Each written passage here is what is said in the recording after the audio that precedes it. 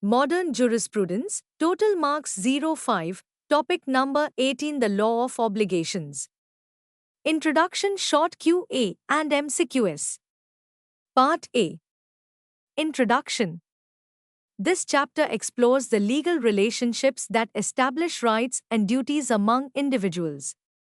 It distinguishes obligations from duties, detailing how obligations create rights in personam. The chapter covers the four main classes of obligations: contractual, delictal, quasi-contractual, and nominate, shedding light on the concept of solidary obligations and the principle of in solidum.